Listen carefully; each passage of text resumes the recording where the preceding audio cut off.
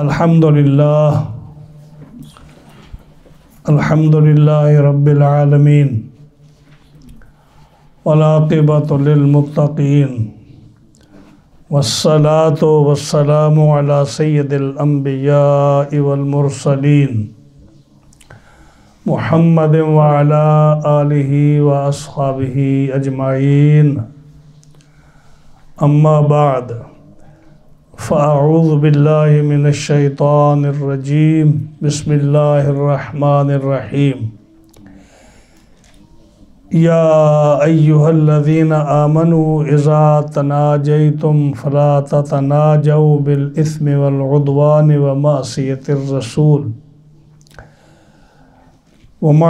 الرسول وتناجوا بالبر والتقوى واتقوا اللہ الذی الیہ تحشرون انما النجوى من الشیطان لیحزن الذین آمنوا ولیس بضارهم شیئا الا باذن اللہ وعلی اللہ فلیتوکل المؤمنون یا ایہا الذین آمنوا اذا قیل لکم تفسحوا فی المجالس فافسحوا یفسح اللہ لکم وَإِذَا قِيلَ انشُزُوا فَانشُزُوا يَرْفَعِ اللَّهُ الَّذِينَ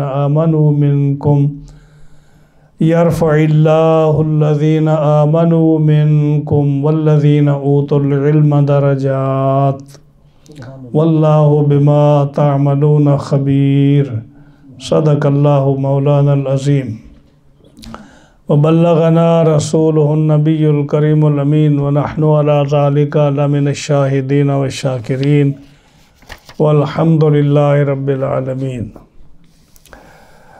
مولاي صل وسلم دائما ابدا علی حبیبک خیر الخلق كلهم فإن من جودك الدنيا وذرتها ومن علومك علم اللوح والقلم محمد سید الكونين والثقلين والفريقين من عرب ومن عجم یا اکرم الخلق ما لی من ألوذ به سواك عند حلول الحادث الأمم دع ما ادعته النصارى في نبيهم واحكم بما شئت مدحا فيه واحتكم فمبلغ العلم فيه أنه بشر وأنه خير خلق الله كلهم جاءت لدعوته الأشجار ساجدة تمشي إليه على ساق بلا قدم يا رب بالمصطفى بلغ مقاصدنا واغفر لنا ما مضى يا واسع الكرم ثم الرضا عن ابی بکر وعن عمر وعن علی وعن عثمان ذی الکرم والآل والصحب ثم التابعین لهم اہل التقى والنقى والحلم والکرم فاغفر لناشدها واغفر لقارئها سألتك الخیر یا ذا الجود والکرم مولاي صل وسلم دائما ابدا علی حبیبک خیر الخلق كلهم معززین حاضرین و سامعین کرام، قرآن مجید فرقان حمید کے اس ہفتہ وار درس قرآن میں ہم نے آج سورۃ مجادلہ کی 3 آیات کریمہ تلاوت کی ہیں۔ آیت نمبر 9، آیت نمبر 10 اور آیت نمبر 11۔ انشاءاللہ العزیز ان 3 آیات کریمہ کا ترجمہ اور تفسیر عرض کریں گے۔ بارگاہ رب العزت سے دعا ہے کہ رب تعالیٰ حق بیان کرنے کی توفیق عطا فرمائے اور مجھے اور آپ کو اس پر عمل کی توفیق عطا فرمائے۔ گزشتہ درس میں ہم نے یہ ذکر کیا تھا پچھلی 2 آیات کریمہ میں کہ اللہ تعالیٰ جل شانہ نے اپنے نبی صلی اللہ علیہ وسلم کی طرف یہ آیات نازل فرمائیں جس میں ذکر تھا کہ رسول اللہ صلی اللہ تعالیٰ علیہ وسلم نے یہود کو، منافقین کو منع کیا تھا کہ تم جو ہے نا سرگوشیاں نہ کیا کرو اور جو ہے نا مسلمانوں کے خلاف سازشیں اور میٹنگیں نہ کیا کرو، تو وہ اس کام سے باز نہ آئے۔ انہوں نے اس کام سے باز نہ آئے اور وہ کرتے رہے اسی طرح۔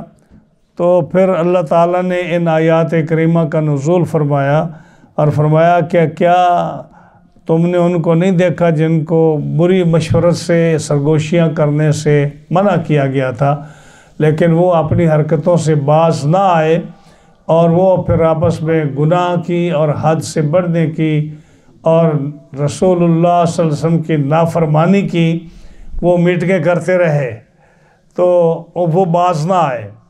تو یہ اللہ تعالیٰ جل شانہ نے ان کے جو حرکتیں تھیں، عادات تھیں، اس کے مطابق رب تعالیٰ نے وہی فرمائی۔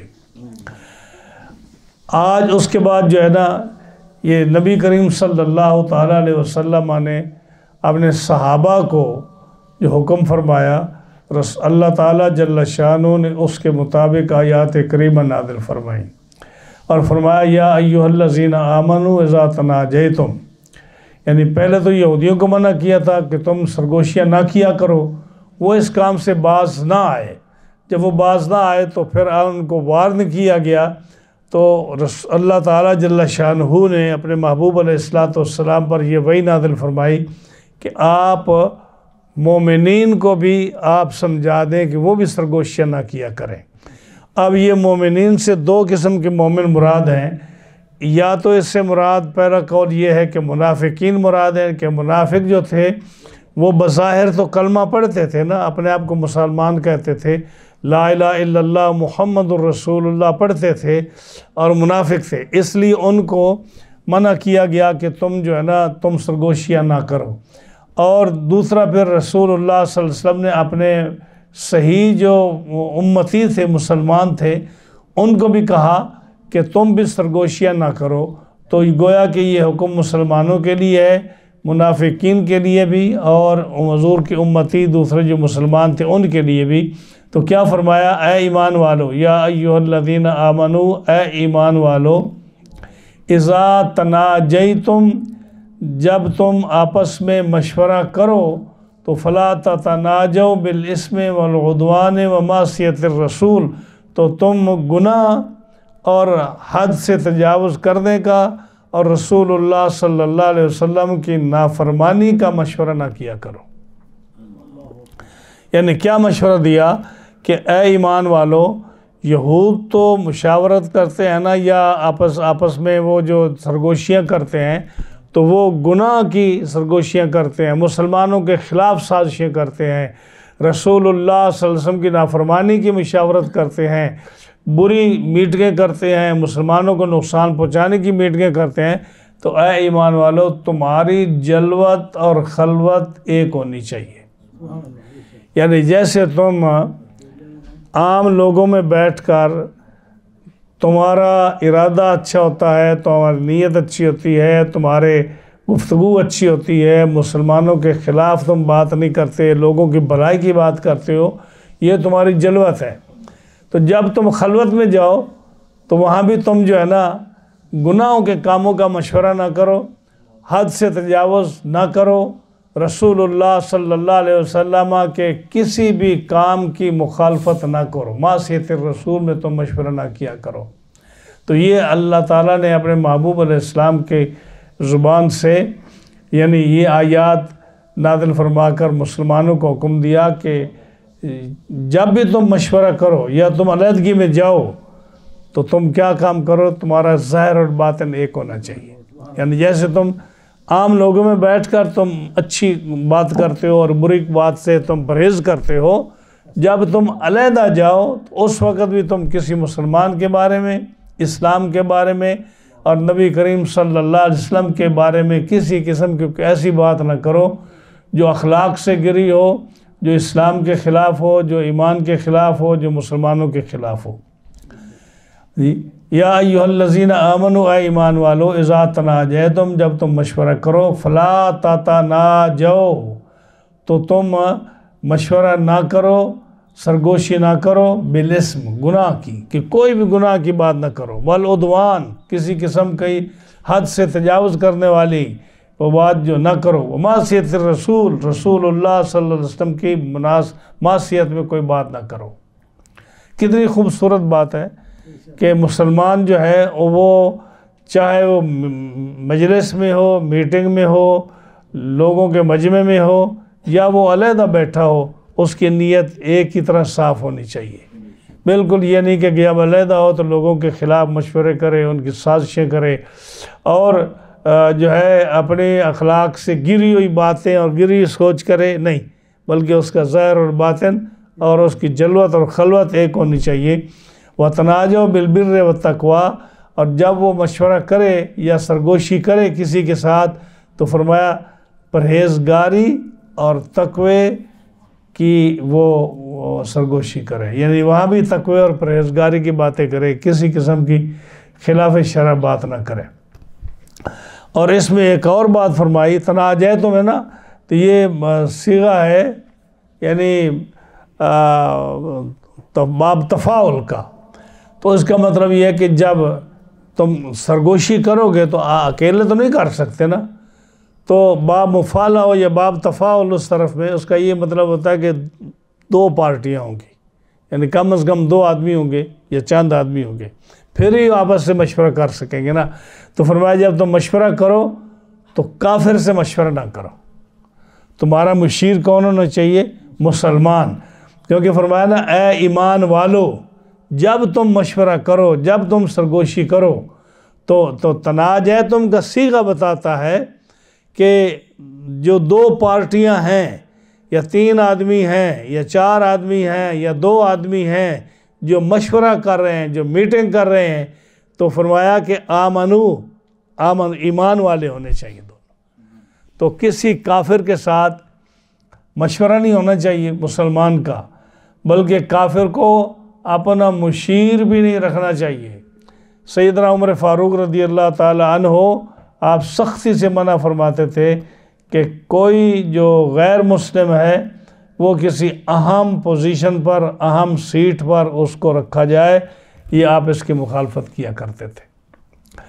بلکہ آپ نے ایک مرتبہ گورنر کو منع کیا، آپ نے فرمایا، سوال کیا اس سے، آپ نے پوچھا کہ تو نے فلاں سیٹ پر ایک غلام کو کیوں رکھا ہے؟ حالانکہ وہ مسلمان تھا، وہ تھا مسلمان، لیکن گورنر کو آپ نے پوچھا کہ آپ نے اس کو اس سیٹ پر کیوں رکھا ہے؟ کیا آپ کو آزاد آدمی نہیں ملتا تھا؟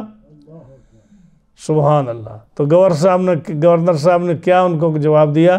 کہا کہ میں نے اس کو اس لیے رکھا ہے کہ یہ دوسرے لوگوں سے قرآن کا زیادہ عالم ہے۔ ہاں جی، ایکسکیوز دیکھا کتنا ہے۔ یعنی صحابہ یہ کیا کرتے تھے کہ وہ جو ہوتے ہیں نا، ان کو جو مشورہ کرتے یا جس کو پوزیشن دیتے، وہ اس پوزیشن میں دیتے کہ یہ قرآن کو زیادہ جاننے والا ہے، یہ نیک ہے، یہ متقی ہے، یہ بدری صحابی ہے، یہ حضور کا خاص آدمی ہے، جتنی اس کی قربت ہوتی ہے اتنی اس کو پوزیشن دیتے۔ آپ دیکھتے نہیں تھے کہ جب سیدنا فاروق اعظم رضی اللہ تعالی عنہ کی شہادت کا وقت آیا اور آپ زخمی ہوئے، تو آپ نے جن 6 آدمیوں کو کہا کہ ان کو کمرے میں بند کر دو اور ان کو کہو کہ کمرہ اس وقت کھولیں جب ان 6 میں سے کسی کے خلیفے کا انتخاب کر لیں۔ ہاں، وہ 6 کون تھے؟ وہ 6 بدری صحابی تھے، وہ 6 جو تھے نا عشرہ مبشرہ میں سے تھے۔ ہاں جی، یہ ہے مشورہ۔ حضرت عمر فاروق رضی اللہ تعالیٰ عنہ یا دیگر صحابہ، یعنی ان کے اہمیت کس چیز کی ہوتی تھی؟ بدری صحابہ کی، کیونکہ ان کے لیے اللہ نے فرمایا نا اعملوا ما شئتم، اب جو مرضی تم کام کرو تمہاری بخشش ہے۔ یعنی کیا مطلب کہ تم غلط کام اب کر ہی نہیں سکتے، اللہ تعالیٰ نے تمہیں اپنی حفاظت میں لے لیا ہے، تو پھر ایسے لوگ کو آپ کو کسی کو غلط مشورہ نہیں دیں گے، کوئی غلط کام نہیں کریں گے۔ تو انہوں نے بھی 6 آدمیوں کے درمیان یہ رکھا کہ تم جو ہے نا مشورہ کر لو، خلیفہ تم میں سے ہی ہوگا، اور تم میں جب خلیفہ ہوگا تو اس وقت دروازہ کھول کر باہر آنا، اور تو خلافت تمہارے اندر میں سے کسی کو ملے گی۔ تو کیا ہے کہ غیر مسلم کو جو ہے اس کا پر تو کسی قسم کا اعتماد ہی نہیں۔ آج تو یہ حالت ہو چکی ہے نا کہ ہر جگہ میر صادق اور میر جعفر آپ کو موجود ہے، تو آج تو کسی پر بھی اعتبار نہیں ہو سکتا۔ لیکن قرآن کے قانون بہرحال ہیں، آپ جو آج کا درس ہے اس میں بہت اچھی اچھی باتیں آج آ رہی ہیں۔ آپ دیکھیں گے کہ اس میں مسلمانوں کو اللہ تعالیٰ نے اور اپنے محبوب صلی اللہ علیہ وسلم کے امتیوں کو اور مسلمانوں کو رب تعالیٰ نے کیسی ہدایات دی ہیں اور کیسی ان کی اخلاقی تربیت فرمائی ہے۔ اب یہی بات اگر انسان پلے باندھ لے کہ وہ کسی کافر سے مشورہ نہ کرے، یہ کتنی اہم بات ہے آج کی دنیا میں۔ اور دوسرا کہ وہ جو ہے نا اس کی جلوت اور خلوت ایک ہونی چاہیے، کبھی وہ علیحدگی میں کسی سے مشورہ کسی مسلمان کے خلاف نہ کرے، اللہ کی نافرمانی رسول اللہ کی نافرمانی میں نہ کرے، اور کسی قسم کا کسی پر ظلم اور تعدی اور حد سے تجاوز نہ کرے۔ اگر یہ چیزیں انسان جو ہے مسلمان اپنے کنٹرول میں لے لے اور اس پر پیرا دے تو معاشرہ کتنا صحیح ہو جائے گا۔ اور فرمایا وَاتَّقُوا اللَّهَ الَّذِي إِلَيْهِ تُحْشَرُونَ، ڈرو اس اللہ سے جس کی طرف تم اٹھائے جاؤ گے۔ یعنی کیا مطلب کہ آخر تم نے اللہ کی بارگاہ میں حاضر ہونا ہے، اور جو تم چھپ کر کو غلط مشورہ دو گے، کوئی ظلم کی بات کرو گے، نافرمانی کرو گے، لوگوں سے تم چھپا لو گے، لیکن جس کی بارگاہ میں قیامت کے دن اٹھ کر قبروں سے نکل کر تم اس کے سامنے جاؤ گے، اس سے تو کوئی چیز چھپی ہوئی نہیں ہے۔ تو اس نے فرمایا وَاتَّقُوا اللَّهَ الَّذِي، ڈرو اس اللہ سے جس کی طرف الیہ تحشرون تم اٹھائے جاؤ گے۔ تو اس لیے آپ دیکھیں قرآن مجید فرقان حمید میں کہ جس جگہ پر اللہ تعالیٰ نے کوئی ذمہ داری سونپی ہے نا مسلمان کو، جہاں حقوق اللہ اور حقوق العباد کا ذکر فرمایا رب تعالیٰ نے، وہاں اتقوا اللہ کا لفظ آیا، اتقوا اللہ کا۔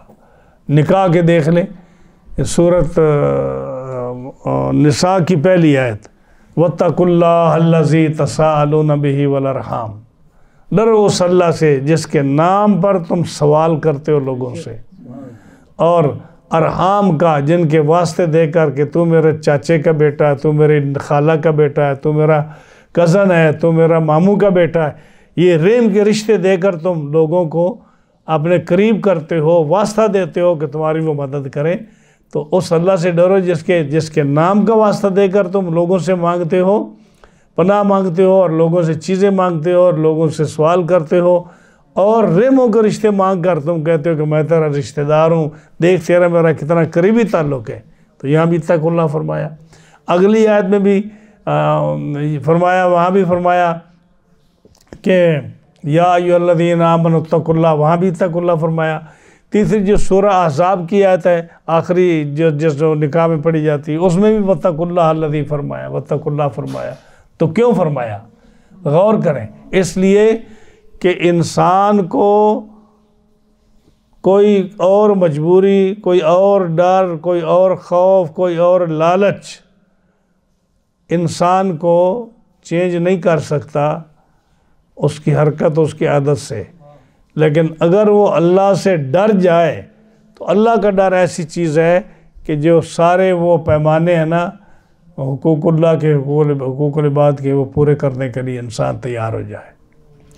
اس لیے کہ جب اللہ کا خوف آئے گا تو انسان ایسے اپنے حقوق معاف کرے گا اور دوسروں کی اتنی عزت کرے گا اللہ کے خوف کی وجہ سے کہ جو کسی لالچ کی وجہ سے نہیں کر سکتا۔ آپ کسی کو لالچ دیں کہ یہ کام بڑی ایمانداری سے کرو، وہ کہے گا ٹھیک ہے، وہ بھی اس سے بھی جیب بھر لوں گا جو تو مجھے لالچ دے رہا ہے، اور ادھر سے جو میرا کام ہے وہ تو میں کر کے دکھاؤں گا۔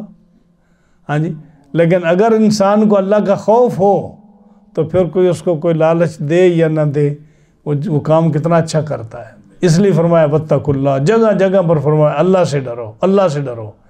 اور احادیث میں بھی کئی دفعہ حضور نے فرمایا اتق اللہ، اللہ سے ڈرو، کیونکہ اللہ کا ڈر ہی ہے جو انسان کو صحیح رستے پر چلا سکتا ہے۔ اور فرمایا کہ یہ جو لوگ مشورے میں غلط کام کرتے ہیں نا، اللہ رسول کی نافرمانی کرتے ہیں، ظلم کرتے ہیں، تعدی کرتے ہیں، گناہ کے کام کا مشورہ کرتے ہیں، اصل میں یہ شیطان کے چیلے بنتے ہیں اور شیطان ان سے یہ کام کراتا ہے۔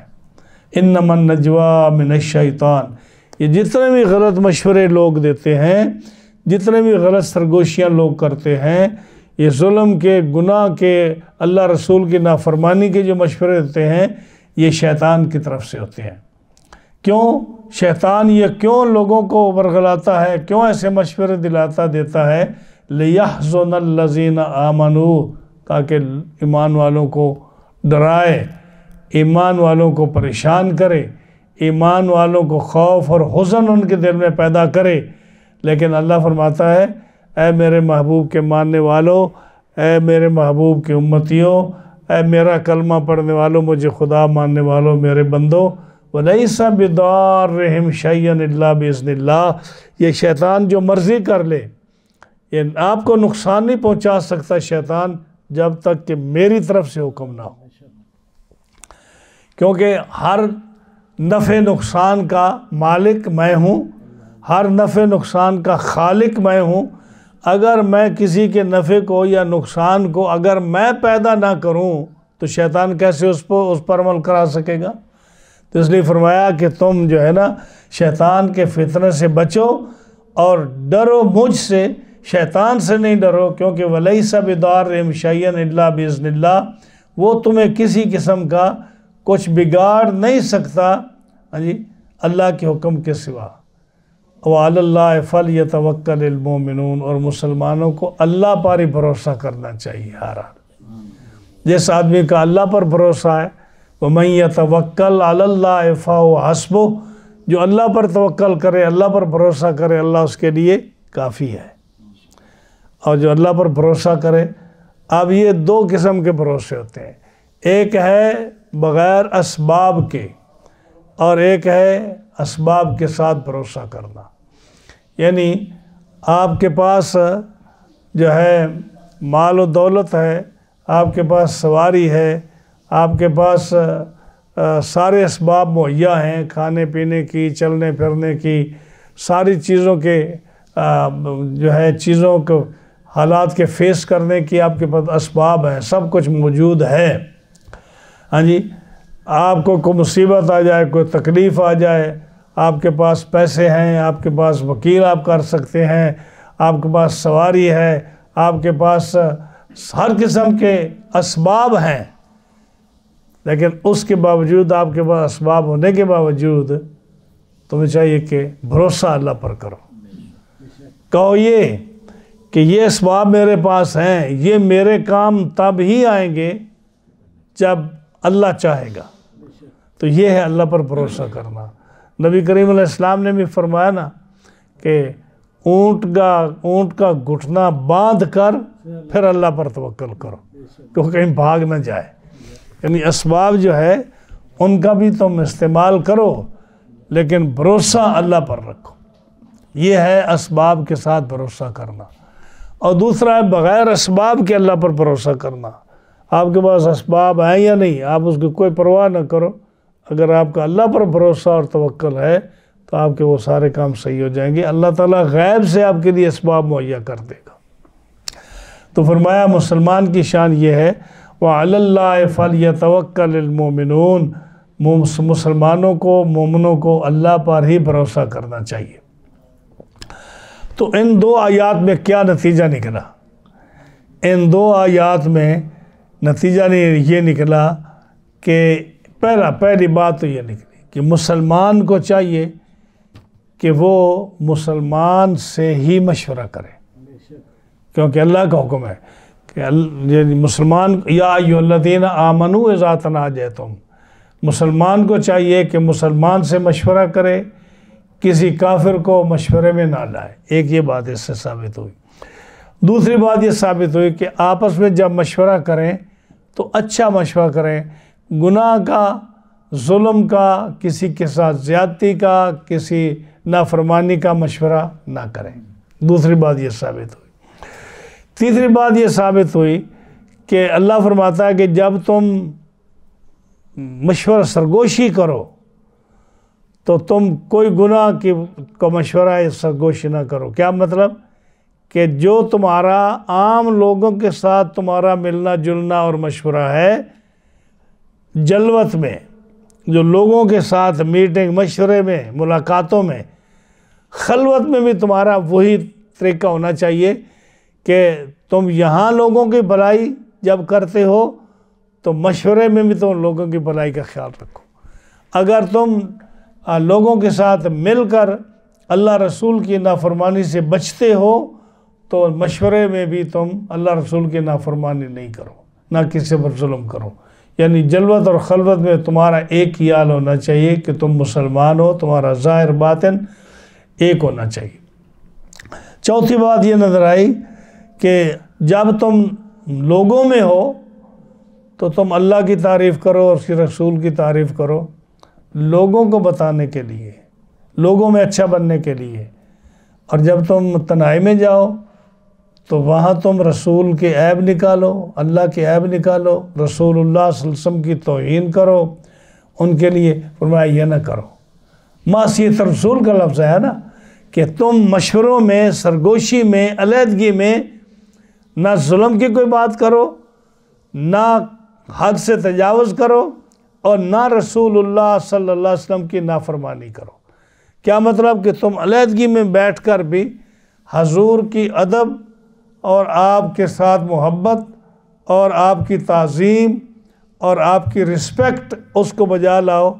تنہائی میں بھی کسی قسم کا ایسے نہ ہو جیسے کچھ لوگ کیا کرتے ہیں کہ لوگوں کے سامنے تو حضور کی تعریف کرتے ہیں، دین کی تعریف کرتے ہیں، اور علیحدگی میں جا کر کہتے ہیں کہ یہ چیز ثابت نہیں ہے اس سے، ہاں جی یہ چیز غلط ہے، ہم نے لوگوں کے سامنے ویسے کہہ دیا کیونکہ ماحول ایسا ہے. نہیں، علیحدگی میں بھی رسول اللہ صلی اللہ علیہ وسلم کی تعظیم کرو، کیونکہ صاف لفظ قرآن فرما رہا ہے معصیت الرسول، رسول اللہ صلی اللہ علیہ وسلم کی نافرمانی نہ کرو. تو اگر تم اس کی بے ادبی کرو گے، تعظیم نہیں کرو گے، عزت نہیں کرو گے، ان کے عیب نکالو گے، ان کے کمزوریاں اگر علیحدگی میں بیان کرو گے، مطالعہ کرو گے، اور تم تلاش کرو گے یہاں ایسی بات تلاش کریں کہ جس میں ہم اہل سنت کے عقائد کے خلاف کوئی بات ڈھونڈیں، تو یہ معصیت الرسول ہے. اس کا منع فرمایا اللہ تعالیٰ نے کہ تم جو ہے نا علیحدگی میں بھی رسول اللہ کا ادب و احترام کرو جیسے لوگوں کے ساتھ کرتے ہو. تو یہ چار چیزیں اس آیت کریمہ سے ثابت ہوں. آگے ایک اہم آیت کریمہ جو ہے، جو مسلمانوں کے لیے بہت ہی جس کے اندر سبق ہیں، وہ بیان ہو رہی ہے. نبی کریم صلی اللہ تعالیٰ علیہ وسلم مسجد نبی شریف میں موجود ہیں. جمعہ کا دن ہے، جمعہ کا دن ہے، آپ صلی اللہ علیہ وسلم کی حیات طیبہ کا زمانہ ہے، اور مسجد نبی شریف اتنی تھوڑی سی ہے جتنی آپ نے بنائی تھی. بڑی سادگی، چھپر کا لفظ استعمال ہوتا ہے کہ کھجور کی شاخوں کی چھت تھی. صفہ کا مقام تھا جہاں صحابہ کرام مسجد میں تعلیم حاصل کرتے تھے. آپ اس مقام پر جمعے کے دن بیٹھے ہیں. مجمع بہت تھا، ظاہر جمعے کا دن تھا، اور آپ صحابہ میں موجود تھے، تو بہت سارے صحابہ موجود تھے، مسجد فل تھی، اور لوگ آپ کے ساتھ بیٹھے تھے، گفتگو کر رہے تھے، آپ کی زیارت کر رہے تھے. گفتگو ہو رہی تھی کہ چند بدری صحابہ تشریف لائے.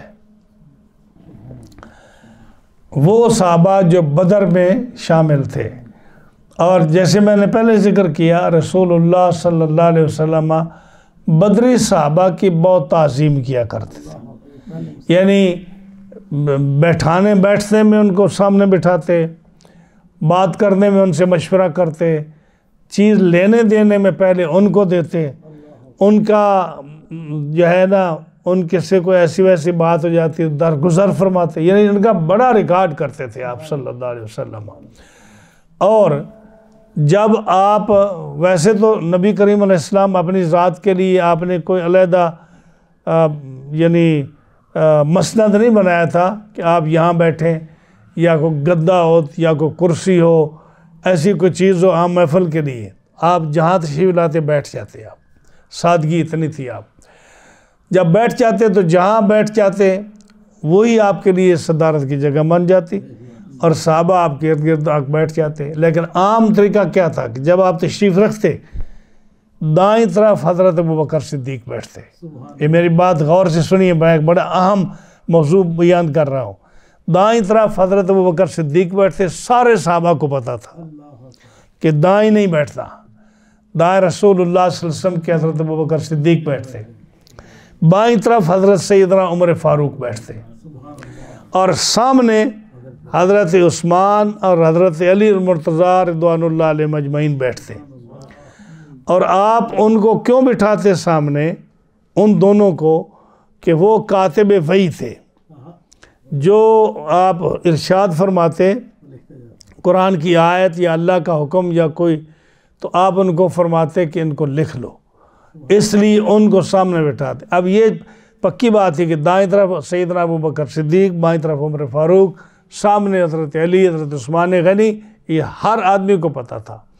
اور آپ فرماتے تھے، آپ اکثر فرماتے تھے کہ میرے پاس، میری یہ بات بھی غور سے سنیے، میرے پاس، میرے قریب وہ آدمی بیٹھے جو صلاحیت مند ہو، میرے پاس قریب وہ آدمی بیٹھے جو عقل مند ہو، میرے پاس وہ آدمی بیٹھے جس کی طبیعت اخاذ ہو، جو میری باتوں کو سمجھ سکے، میری باتوں کو سن سکے، میری باتوں پر غور کر کے آگے پہنچا سکے۔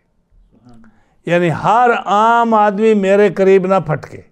اگرچہ آپ ہر ایک سے محبت فرماتے تھے، کسی کو غیریت محسوس نہیں ہوتی تھی، لیکن میں یہ حدیث آپ کو سنا رہا ہوں، آپ فرماتے تھے کہ میرے پاس، میرے قریب وہ آدمی بیٹھے جو، یہ مسلم شریف کی حدیث ہے غالباً، کہ میرے پاس وہ آدمی بیٹھے، یہ میں آپ کو بتاؤں حدیث پاک نبی کریم علیہ السلام، ایک حدیث تو یہ ہے نا کہ آپ جب نماز پڑھاتے لوگوں کو تو آپ ہمارے کندھے پکڑ کر صفیں سیدھی کرتے، صفیں کندھے پکڑ کر آپ سیدھی لوگوں کو کھڑا کرتے، اور آپ ساتھ زبان سے، ہاتھ سے ان کو سیدھا کرتے، اور فرماتے جاتے سیدھے رہو، ہاں جی، ٹیڑھے نہ ہو، اور فرماتے کہ کھڑے رہو، یعنی صفیں بناؤ سیدھی بن،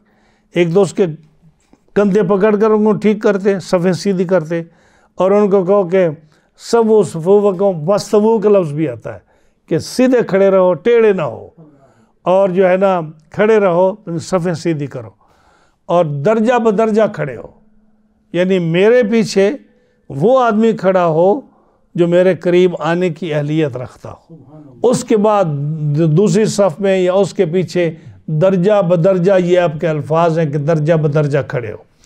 دوسری حدیث میں کیا فرمایا کہ دانائی اور عقل مندی والے مجھ سے قریب رہیں، اور پھر درجہ بدرجہ لوگ میرے پاس کھڑے رہیں۔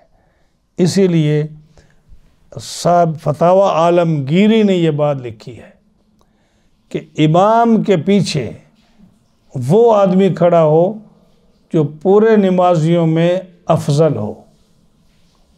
آج ہم دیکھتے ہیں کہ کوئی بھی آ کر نا پہلی صف پہ بیٹھ جاتا ہے، یعنی ہم الحمدللہ مسلمان ہیں، ہم ان کی عزت کرتے ہیں، لیکن مسئلے کا نہیں پتہ۔ نبی کریم صلی اللہ علیہ وسلم نے فرمایا کہ میرے پیچھے وہ کھڑا ہو جو عقل مند ہو، جو دین والا ہو، جو سمجھ والا ہو، اس کے بعد جیسے کہ درجہ ہے اسی طرح وہ کھڑے ہوتے جائے۔ اس حدیث پاک سے صاحب علمگیری جو 500 علماء کا لکھا ہوا فتاویٰ ہے، انہوں نے کیا لکھا کہ پہلی صف میں امام کے پیچھے وہ آدمی کھڑا ہو جو سارے امام کے بعد سارے نمازیوں سے افضل ہو۔ کیوں؟ کہ امام کا وضو کسی وقت بھی ٹوٹ سکتا ہے، امام کسی وقت بھی نماز سے جو ہے وہ سلام پھیر کر جا سکتا ہے، وضو کے لیے کوئی اور پرابلم بن سکتا ہے، کوئی اور مشکل ہو سکتی ہے، تو جو آدمی امام کے پیچھے کھڑا ہوگا امام اس کو خلیفہ بنائے گا۔ جب امام اس کو پکڑ کر مصلی پہ کھڑا کرے گا تو اگر وہ نماز کو جانتا ہی نہیں ہے تو نماز کیسے پڑھائے گا، یا اس پیچھے نماز ہوتی ہی نہیں تو نماز کیسے پڑھائے گا؟ اس لیے فتاویٰ عالمگیری میں یہ بات ہے کہ امام کے پیچھے وہ آدمی کھڑا ہو جو سب سے زیادہ بہتر ہو سارے نمازیوں سے افضل۔ کیوں؟ ریزن کیا؟ ریزن یہی کہ اس نے ہو سکتا ہے اس کو نماز پڑھانے کا موقع مل جائے اور ضرورت پڑ جائے تو امام اس کو کھڑا کر سکے۔ تو اس لیے ہم دیکھتے ہیں کہ یہ صف میں نا خاص کر امام کے پیچھے، چونکہ ان کو مسئلے کا علم نہیں، اس لیے میں بیان کر رہا ہوں کہ ان کو نہیں بیٹھنا چاہیے امام کے پیچھے، خاص کر یہ جگہ جو ہے نا امام کے پیچھے یہ اس آدمی کی ہونی چاہیے جو نماز پڑھانے کا اہل ہو۔ اب نبی کریم علیہ السلام جب بیٹھے ہیں، جو میں آیت بیان کر رہا ہوں، صحابہ موجود ہیں، اور اتفاق ایسا کہ اس وقت جو ہے نا سرکار دو عالم علیہ السلام کے پاس وہ آدمی جمع ہو گئے جو بدری صحابہ نہیں تھے، بدری صحابہ نہیں تھے، عام صحابہ تھے، بڑی شان ہے صحابہ کی، لیکن بدری صحابہ کا مقام اور ہے، عشر مبشرہ کا مقام اور ہے، حضور کے خلفاء کا مقام اور ہے، علماء صحابہ کا مقام اور ہے۔ اب جب مسجد بھری ہوئی تھی، آدمی بے شمار تھے، جتنی بھی کیپیسٹی تھی مسجد اول سے آخر تک بھری تھی، اب صحابہ تشریف لائے، بدری صحابہ تشریف لائے۔ مفسرین نے کسی کا نام نہیں لیا کہ کون کون سے صحابہ آئے، لیکن اتنا بتایا کہ بدری صحابہ آئے۔ ہو سکتا ہے ابو بکر صدیق ہوں، ہو سکتا ہے حضرت عمر فاروق ہوں، حضرت عثمان غنی، حضرت علی ہوں، یا عشرہ مبشرہ کے لوگ ہوں، صحابہ آئے۔ جب وہ آئے تو وہ جو لوگوں کے پشت تھی نا، یعنی جب آئے تو وہ کنارے پر کھڑے ہو گئے اور انہوں نے آ کر سلام دیا، السلام علیکم، سب نے جواب دیا، لیکن ان کو دیکھ کر کوئی آدمی بھی نہ ہلا، نہ اٹھا، نہ ان کو جگہ دی۔ وہ صحابہ کھڑے رہے تھوڑی دیر، جب تھوڑی دیر کھڑے رہے، سلام بھی دیا، جواب بھی سنا، کسی آدمی نے حرکت نہیں کی، اور میرے خیال میں انہوں نے حرکت اس لیے نہیں کی کہ جو بھی آدمی رسول اللہ صلی اللہ علیہ وسلم کے پاس بیٹھا تھا وہ کیسے چاہتا تھا کہ میں اٹھ جاؤں۔ حسن ظن تو یہی ہے نا کہ حضور سے محبت تھی اور حضور کی زیارت کرتے رہے، ہر آدمی باتیں سننے کا، آپ کی حدیث سننے کا شوق رکھتا تھا، اس لیے کسی نے جگہ نہ دی۔ لیکن رسول اللہ صلی اللہ علیہ وسلم نے جب یہ دیکھا کہ میرے جو بدری صحابہ ہیں، عظیم صحابہ، وہ کھڑے ہیں، انہوں نے سلام دیا ہے، انہوں نے جواب بھی دیا ہے، اور کوئی ٹس سے مس نہیں ہو رہا، کوئی حرکت نہیں کر رہا، تو اس وقت آپ کو محسوس ہوا۔ تو آپ نے کیا کیا؟ آپ نے نام لے کر جو آپ کے قریب بیٹھا تھا نا آدمی، جو سب سے زیادہ قریب تھا، اس کا نام لے کر فرمایا کھڑا ہو، جا۔ دوسرے کا نام لیا، کھڑا ہو، تو بھی جا۔ تیسرے کا نام لیا، کھڑا ہو، تو بھی جا۔ جو مفسرین نے لکھا ہے کہ جتنے صحابہ آئے تھے نا، 5 تھے، 4 تھے، 6 تھے، 7 تھے، 2 تھے، جتنے بھی تھے، اتنی تعداد میں نبی کریم صلی اللہ علیہ وسلم نے ان صحابہ کو جو آپ کے بالکل پاس بیٹھے تھے، ان کو نام لے کر اٹھایا اور کہا تم ادھر چلے جاؤ اور ان کو آنے دو۔ اب جب یہ اٹھے تو ان کے چہرے پر ملال تھا، پریشانی تھی۔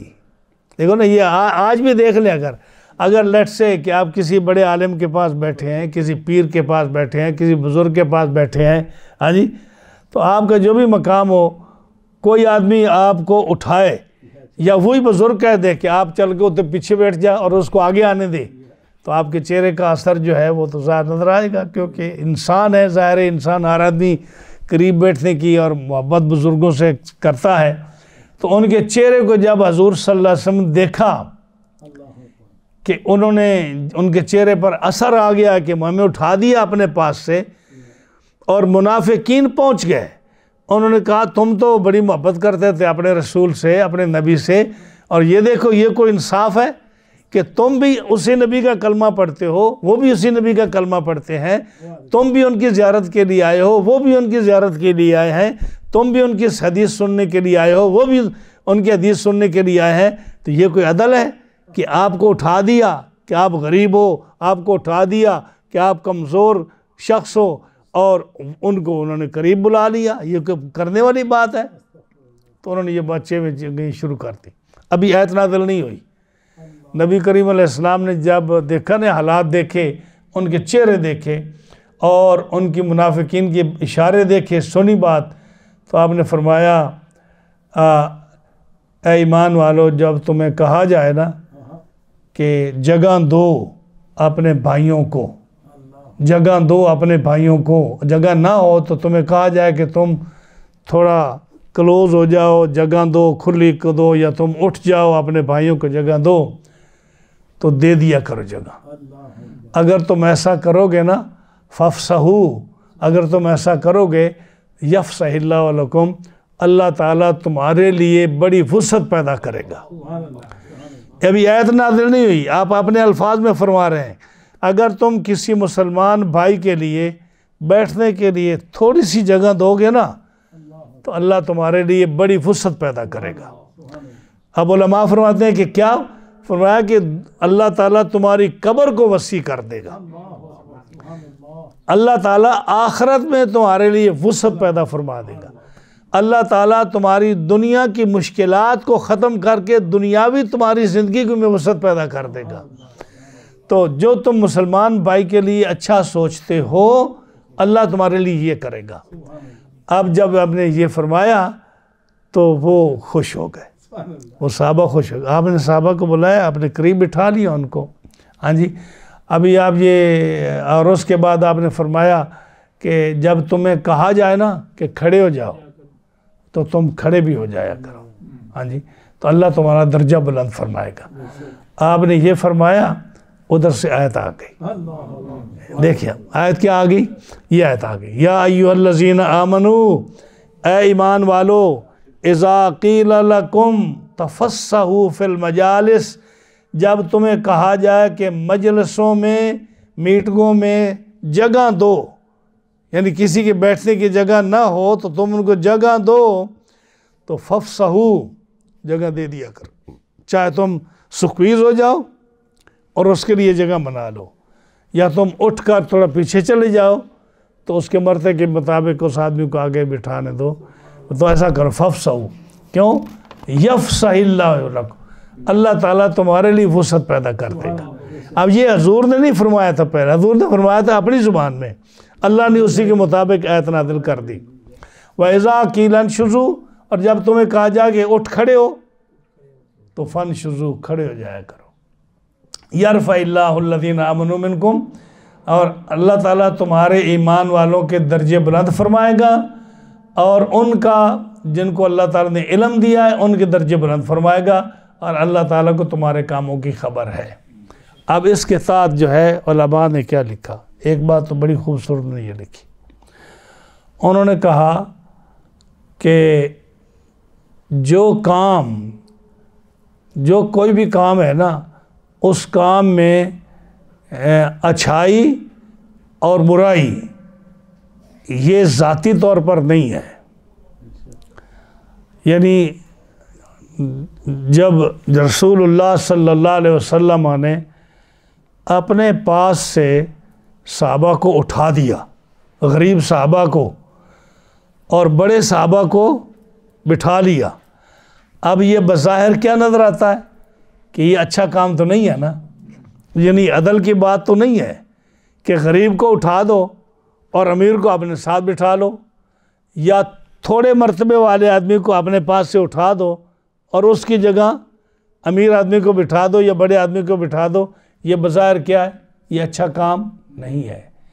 لیکن اس پر مفسرین فرماتے ہیں کہ کوئی بھی کام جو ہے نا وہ ذاتی طور پر اچھا اور برا نہیں ہوتا، لیکن جس کام کو رسول اللہ صلی اللہ علیہ وسلم کر دیں وہ کام اچھا ہو جاتا ہے، چاہے لوگوں کی نظروں میں برا ہو وہ اچھا ہو جاتا ہے، اور جس کام کو رسول اللہ صلی اللہ علیہ وسلم منع فرما دیں وہ برا ہو جاتا ہے، چاہے وہ جتنا اچھا لوگوں کو نظر آئے۔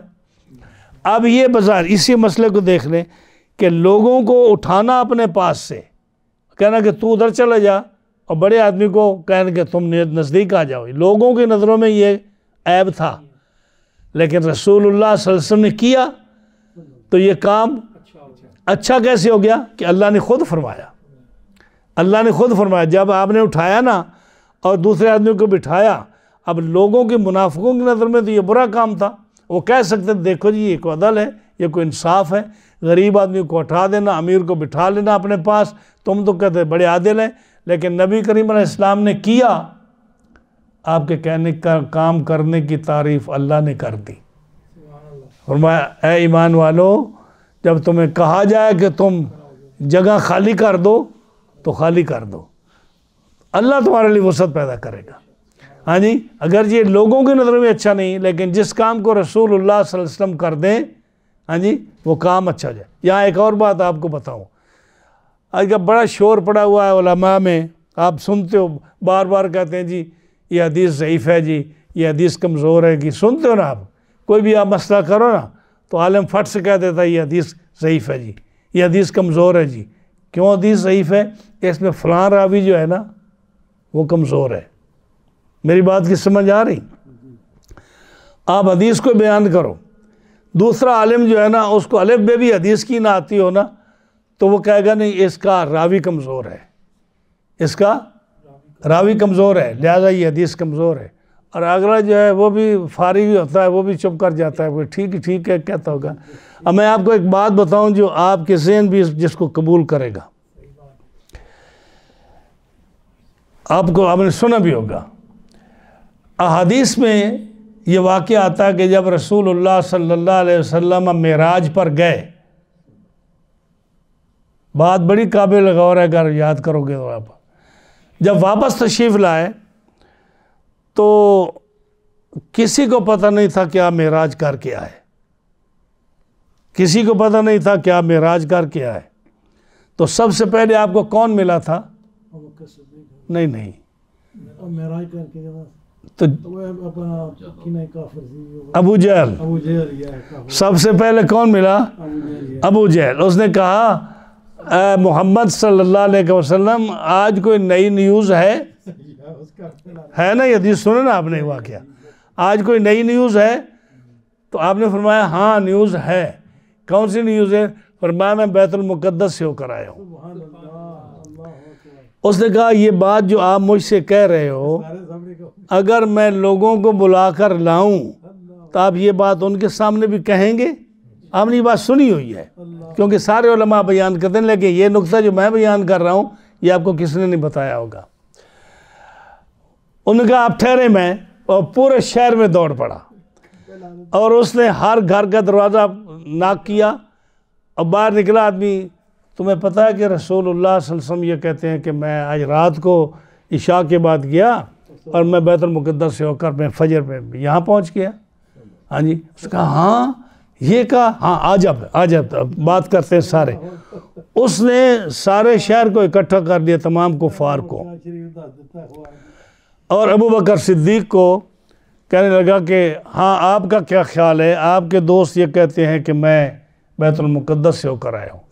آپ نے کیا فرمایا؟ وہ تو بیت المقدس کہتے ہیں نا، اگر وہ یہ کہنا کہ میں آسمانوں کی سیر کر کے آیا تو میں یہ بھی ماننے کو تیار ہوں۔ اتنی حدیث آپ نے سنی ہے نا؟ آپ مجھے یہ بتائیے، یہ بخاری مسلم جتنے بھی احادیث کی کتابیں ہیں نا جس میں یہ حدیث آتی ہے، اس کا راوی کون ہے؟ ابو جہل۔ کون راوی ہے؟ مسلمان ہے یا کافر ہے؟ اور اس حدیث کو میرے پاس نشان لگے ہوئے ہیں احادیث میں، جہاں راوی کون ہے؟ ابو جہل ہے، اور کوئی مسلمان راوی نہیں ہے۔ سارے شہر کو اس نے اکٹھا کیا ہے، اس نے اعلان کیا، حضور سے اس نے پوچھا ہے، اور اس حدیث کو امام بخاری اور مسلم اور ترمذی ابن ماجہ یہ جتنے میں محدثین ہیں سب نے اس حدیث کو نقل کیا ہے۔ تو آپ مجھے بتائیے کہ اس حدیث کا کوئی انکار کیوں نہیں کرتے؟ کیوں نہیں کہتے کہ کافر کی حدیث، کافر کی روایت معتبر نہیں ہے؟ ہاں بات ہے یا نہیں؟ کوئی عالم یہ نہیں کہے گا کہ یہ حدیث معتبر نہیں ہے۔ حدیث کی کتابوں میں سب نے نقل کیا، کافر کی روایت ہے، کسی نے اس پر اعتراض نہیں کیا۔ ایک بات۔ دوسری بات، ابو لہب، اس کو قبر میں جو حدیث آتی ہے کہ منڈے کو اس انگلی سے اس کو پانی ملتا ہے، یہ اس کے راوی حضرت عباس ہیں۔ حضرت عباس کہتے ہیں مجھے خواب آیا، میں نے اپنے بھائی ابو لہب کو دیکھا قبر میں۔ تو حضرت عباس اس وقت مسلمان نہیں تھے جب انہوں نے یہ بات، جب انہوں نے حدیث روایت کی نا، اس وقت مسلمان نہیں تھے۔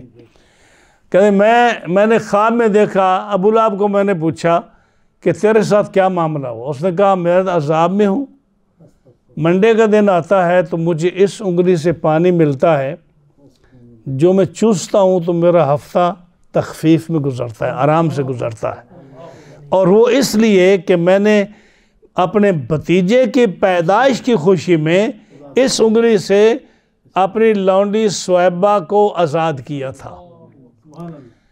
تو یہ ابو لہب بھی کافر، اور حضرت عباس جو جس وقت وہ روایت کر رہے ہیں وہ بھی کافر، انہوں نے مسلمان نہیں ہوئے اس وقت۔ تو یہ بھی بخاری میں ہے۔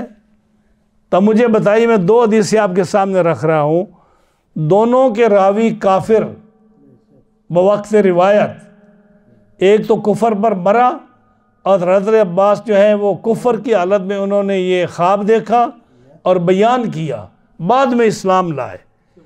اور ان دونوں حدیثوں کو کوئی بھی آدمی ضعیف اور کمزور کر کے بخاری اور مسلم ان حدیثوں سے نہیں نکال سکتا، نہیں نکالتا۔ اب جو بات میں کہنے والا ہوں یہ کسی نے آپ کو نہیں بتائی ہوگی۔ محدثین نے کتابیں لکھی ہیں اصول حدیث کی، اسماء الرجال کی، بے شمار کتابیں اسماء الرجال، امام زاہبی نے لکھی ہیں، سیوطی نے لکھی ہیں، وغیرہ وغیرہ بڑے علماء نے لکھی ہیں، ابن حجر عسقلانی نے لکھی ہیں۔ انہوں نے ایک ایسا علم لکھا ہے جو ہے ایجاد کیا جو کسی دنیا کی اور کسی تاریخ میں نہیں ہے، کہ نبی کریم علیہ السلام کی احادیث کے جو راوی ہیں ان کی زندگی کے حالات، کہ کون سا راوی سچا ہے، کون سا راوی جھوٹا ہے، کون سا شیعہ ہے، کون سا سنی ہے، کون سی غلط بات کرنے والا ہے، کون سی صحیح بات کرنے والا ہے، کون راوی حدیث گھڑنے والا ہے، کوئی نہیں۔ یہ ساری کتابیں بھری پڑی ہیں جس پر آپ کسی بھی راوی کا نام لینا، کہتے ہیں یہ ضعیف ہے، یہ قوی ہے، یہ مضبوط ہے، یہ فلاں، جو میں نے کہا کہ لوگ حدیث ضعیف کہہ کر جان چھڑا لیتے ہیں۔ یہ علم اور کسی تاریخ میں نہیں ہے، صرف اس حدیث میں اور اسلام میں یہ علم جو ہے نا محدثین نے یہ ایجاد کیا ہے۔ اب یہ تو آپ نے سنتے ہو کہ حدیث ضعیف اور قوی ہے۔ محدثین نے ایک بات لکھی ہے، انہوں نے کہا کہ اگر کوئی حدیث رسول اللہ صلی اللہ علیہ وسلم کی تنقیس میں ہو، جس میں آپ کی تھوڑی عزت میں فرق پڑتا ہو، جس میں آپ کے خلاف کوئی بات نکلتی ہو، وہ حدیث جتنا بڑے سے بڑا راوی صحیح راوی روایت کرے وہ حدیث ضعیف ہو جاتی ہے۔ اور جس حدیث میں حضور کی تعریف ہو، آپ کی عظمت ظاہر ہوتی ہو، وہ کمزور سے کمزور راوی بیان کرے، ایون غیر مسلم بھی بیان کرے تو وہ قابل قبول ہے۔ میری بات سمجھیں؟ آپ بتائیے کہ وہ دو حدیثیں جو ابو لہب کے ایمان کے عذاب سے تخفیف والی اور حضور کے معراج والی، وہ کیوں منظور ہو گئی؟ کہ حضور کی شان میں تھی، اس سے حضور کی شان ظاہر ہوتی ہے۔ اور جو حدیثیں جس میں حضور کی تنقیص ظاہر ہوتی ہو، وہ جتنا بڑا راوی ہو اس حدیث کو ضعیف قرار دیا جاتا ہے۔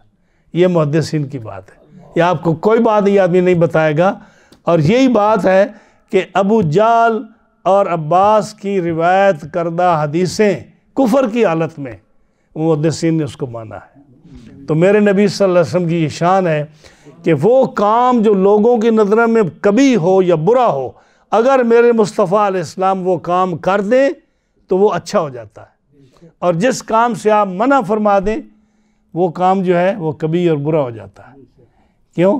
کہ رسول اللہ صلی اللہ تعالی وسلم کی بات کو رب رد نہیں فرماتا، اس لیے وہ حدیث صحیح ہو جاتی ہے۔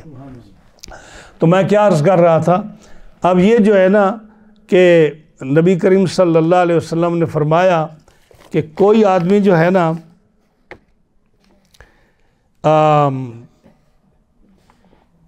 کوئی آدمی میرے قریب وہ کھڑا ہو، میرے قریب وہ بیٹھے جو صاحب عقل ہو، جو صاحب سمجھ ہو، جو میری بات کو اخذ کر سکے، اس سے مسائل نکال سکے، لوگوں تک پہنچا سکے، آپ اس کو اپنے قریب رکھتے تھے، اس کے بعد درجہ بدرجہ کرتے۔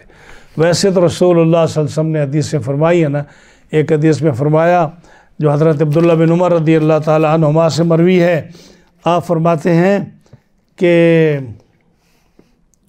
یہ بخاری اور مسلم میں بھی ہے، مسند امام احمد بن حنبل میں بھی حدیث ہے عبداللہ بن عمر سے، فرمایا لا یقیم الرجل الرجل من مجلسی فیجلس فیہ، ہاں جی، فرمایا کہ اگر کوئی شخص جو ہے، دو آدمی بیٹھے ہیں تو کوئی آدمی آ کر ان دونوں میں سے کسی کو اٹھا کر فارغ کر دے، دوسری طرف بھیج دے اور آپ وہاں بیٹھ جائے، یہ نہ کرے۔ کوئی آدمی لا یقیم الرجل الرجل، کوئی آدمی دوسرے کو نہ اٹھائے اور پھر کیا کرے، میں مجلسی فیجلس منہ، پھر وہاں بیٹھ جائے، ایسا نہ کرے، بلکہ اگر بیٹھنا ہو، جگہ نہ ہو تو ان کو کیا کہے کہ تفسحوا وتوسعوا، ان کو کہے کہ مجھے تھوڑی جگہ دو گے اپنے درمیان، اور وہ ادھر ادھر ہو جائیں، تھوڑا سی جگہ دے دیں، اور وسعت ان کو کہے تھوڑی جی مجھے جگہ چاہیے، تو پھر درمیان میں بیٹھ جائے یا ساتھ بیٹھ جائے، یہ جائز ہے۔ دوسری حدیث ابو داؤد ترمذی شریف کی حدیث ہے، اسامہ بن زید لیثی سے، آپ فرماتے ہیں کہ لا یحل لرجل ان یفرق بین اثنین الا باذنہما، دو آدمی بیٹھے ہیں نا، تیسرے کو کوئی حق نہیں کہ آ کر ان کے درمیان میں گھس جائے اور ان کی اجازت کے بغیر بیٹھ جائے۔ فرمایا کہ ان کی اجازت مانگے اور پھر درمیان میں بیٹھے۔ ہاں جی، جمعے کے دن بھی یہی حکم ہے کہ دو کے درمیان نہ آ کر بیٹھے، اگر بیٹھنا ہو، جگہ نہ ہو یا بیٹھنے کا ارادہ ہو، ان سے اجازت مانگے، ان سے گزارش کرے کہ تھوڑی سی جگہ مجھے دے دو تو پلیز میں بھی درمیان میں بیٹھ جاؤں۔ یہ ہے طریقہ اصل۔ لیکن وہاں جو ہے جب رسول اللہ صلی اللہ علیہ وسلم نے ان صحابہ کو اٹھا کر دوسرے صحابہ کو بٹھایا، اس کے لیے بھی ایک حکم ہے۔ وَإِذَا قِيلَ ہے نا، قِيلَ وَإِذَا قِيلَ لَكُمْ تَفَسَّحُوا وَإِذَا قِيلَ انشُزُوا، قیلہ کا قائل نہیں ذکر کیا گیا کہ کون کہے اٹھ جاؤ، کون کہے کھڑے ہو جاؤ۔ تو اس سے مطلب کیا ہے کہ چونکہ اس مجلس کا میرے مجلس کون تھا، حضور تھے نا، تو آپ نے فرمایا کہ تم اٹھ جاؤ، تو وہ اٹھ گئے۔ آج کے دور میں اگر آپ کو ضرورت پڑ جائے، لوگ بیٹھے ہیں، کوئی صاحب عزت آدمی آ گیا ہے، اس کے آگے بٹھانے کی جگہ ہے، تو کون اٹھائے؟ جو انتظامیہ کا فرد ہے، جس کی بات کا کوئی برا نہ منائے۔ ہاں جی، اول تو چاہیے، یہ آداب ہے مجلس کے، اول تو چاہیے کہ جب آپ کو پتہ ہے کہ امام کے پیچھے ہم نے ایسا آدمی کھڑا کرنا ہے جو نماز پڑھا سکے، تو جو مؤذن ہے، جو نمازی ہیں، ان کو حالات کا علم ہے، وہ امام کے پیچھے ایسے آدمی کو کھڑا ہی نہ ہونے دے کہ اگر بعد میں اس کو کہا جائے کہ تو اٹھ جا تو وہ منہ بنا کر کھڑا ہو جائے۔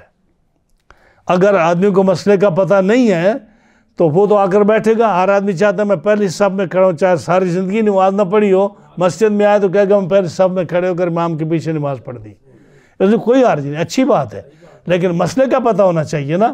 اگر امام جو ہے اس کو نماز سے اگر فارغ ہو گیا اور کسی کو خلیفہ بنانا تو کس کو بنائے گا؟ سب کی نماز ضائع ہوگی۔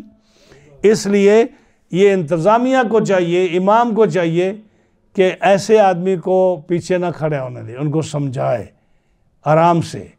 اور اگر کوئی ایسی صورت ہو گئی ہے تو قیلہ کا مطلب یہ کہ وہ آدمی معتبر جو آرام سے سمجھا سکتا ہو، ان کو پتہ ہو یہ انتظامیہ ہے، وہ اچھے طریقے سے بات کرے، ان کو اٹھائے اور دوسرے آدمی کو بٹھائے، یہ ہے۔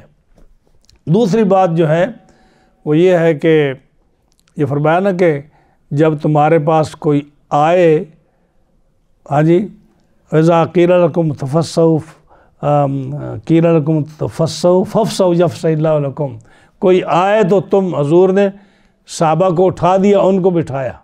اس سے ایک بات یہ واضح ہوتی ہے کہ اگر کوئی بزرگ آ جائے اور کوئی آدمی قرآن مجید کی تلاوت کر رہا ہے یا واعظ ہو رہا ہے یا کوئی ذکر اذکار ہو رہا ہے، اب ہے تو یہ بھی بڑا مقدس کام، تلاوت کا، درس قرآن کا، واعظ و نصیحت کا، ہاں جی، آداب مجلس کے خلاف ہے کہ کوئی آئے تو تم کھڑے ہو جاؤ، لیکن دیکھنا ہی پڑے گا آنے والا کون ہے۔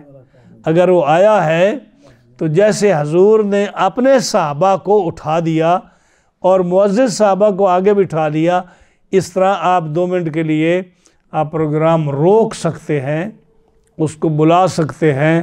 ہاں جی، یہ نہ کوئی کہے کہ دیکھو جی یہ کیا ہو رہا ہے، قرآن پڑھا جا رہا ہے اور تم اس کو بلا رہے ہو، اور سارے قرآن بند کر کے یا واعظ بند کر کے یا تم ذکر بند کر کے اس کو بلا رہے ہو۔